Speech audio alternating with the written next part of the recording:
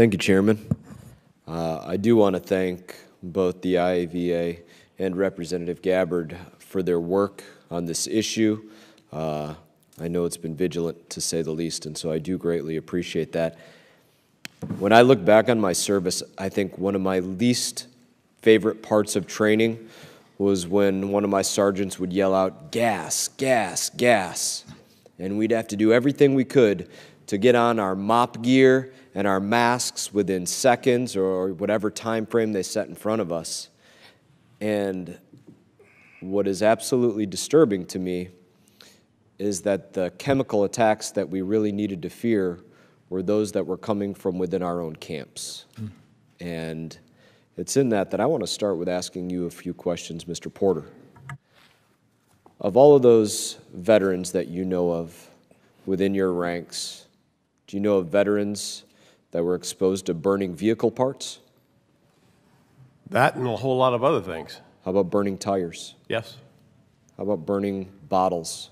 Certainly. I think, though, that people don't even know what they're exposed to because it's everything burnt all together. So. How about those square green batteries that the military uses in basically everything that's electronic? They burn some of those? A good chance, yeah. Everything from human waste to medical waste to fuel to tires to excess clothing and all those bottles that 100,000 people in each theater, they drink 10 bottles of water a day. That's all got to go somewhere. It's not going to the recycling center in Jalalabad. MRE wrappings? Sure. Mattresses? Sure. Chem lights? Yep. Chemical drums? Yep. Tarps? Everything. Movies, magazines? Everything. You already mentioned human waste. Right. I think we could probably sit here all day and list the things that anybody that spent time in uniform has seen burned overseas, and the stuff that they had to breathe in constantly, the stuff they had to taste in their food on a daily basis.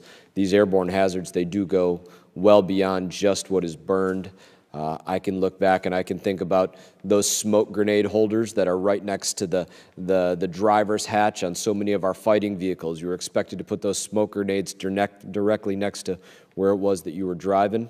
The motor pools lined with vehicle after vehicle that were just running during PMCS, running JP8, sandstorms, the internal exhaust that you get while you're on a Black Hawk, the CS chambers that you'd go into, DU rounds from close air support, all those folks that were working on flight decks, breathing in that exhaust from aircraft, bases, even here at home, bases that were tearing down old buildings filled with asbestos and things like that.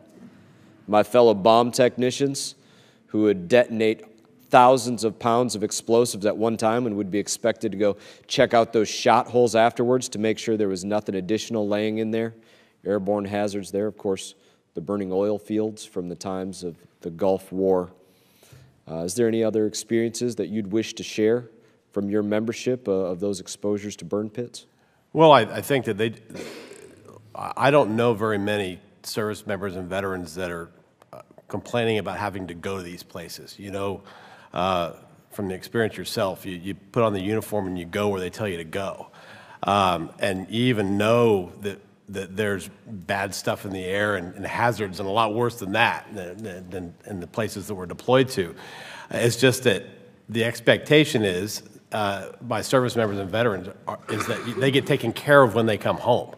And so that's the key, is they're going to go places. They're not going to complain about going those places, but they want to be treated and when they return back. I think you're exactly right, Mr. Porter. We do our job, and we do it joyfully, even though there's not often joyous things that we're doing, and the veterans should be taken care of joyfully as well. Yes, sir. I do want to move to you, Mr. Erickson, while I still have a minute here.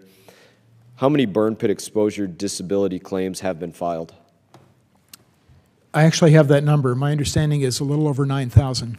What percentage of the claims are approved for disability compensation? That number, Congressman, I'll have to get for you. Okay. What's the most common reason that veterans who have been exposed to these burn pits are being rejected for their disability claims? I'll also have to take that for report afterwards. Perfect. I'll look forward to hearing your answers on those questions. Certainly. With that, Chairman, I yield back. Thank you. Thank you very much, Representative Mast, for that very vivid description of the environmental hazards of a combat theater. One might almost think you'd been there. And by the way, I think the entire committee would be very, very interested in seeing the numbers of adjudicated claims and how that played out.